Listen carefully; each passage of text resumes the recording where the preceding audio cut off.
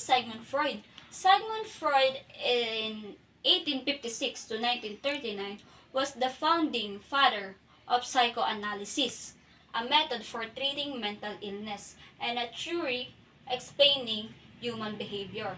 Perhaps Freud's single most enduring and important idea was that the human psyche or personality.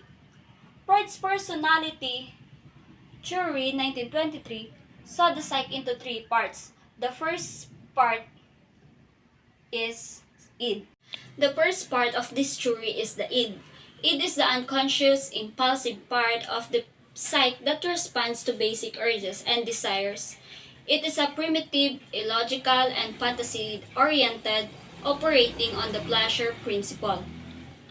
When the id achieves its demand, we experience pleasure, and when it is denied, we experience unpleasure or tension. The id comprises two kinds of biological instinct, including the sex life instinct called eros, and the aggressive or death instinct called thanatos. Eros or life instinct helps the individual to survive. It directs life-sustaining activities such as respiration, eating, and sex. The energy created by the life instinct is known as libido. The second part of this theory, called ego.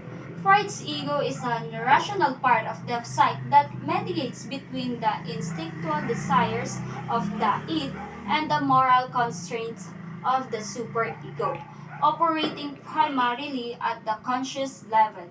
The ego is that part of the id which has been modified by the direct influence of the external world.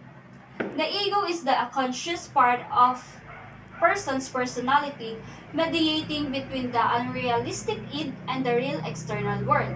It is a decision-making component of personality, ideally working by reason, while the id is a chaotic and reasonable. The ego develops from the id during infancy and aims to satisfy the id's demands in a safe and socially acceptable way. The third part of this theory called superego. Freud's superego is the moral component of the psyche representing internalized societal values and standards. It contrasts with the id's desires, guiding behavior towards moral righteousness and reducing guilt when standards aren't met. The superego is a part of the unconscious that reflects societal values and morals learned from parents and others. The superego is the voice of conscience and source of self-criticism, controlling the id's impulses, especially those forbidden by society, such as sex and aggression. The superego consists of two systems, the conscience and the ideal self. The conscience is our inner voice that tells us when we have done something wrong. And the ideal self or ego ideal is an imaginary picture of how you ought to be and represent career aspiration, how to treat other people, and how to behave as a member of society. The example of id, ego, and the superego in buying expensive item.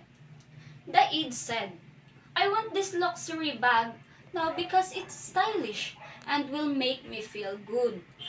And superego said, I shouldn't spend so much on bag when I could save or use that money for more essential things. And the ego said, I'll save a portion of my salary for a few months, and if I still want it, I'll buy the bag as a reward. And that is the Freud theory of personality, the id, ego, and superego. Thank you.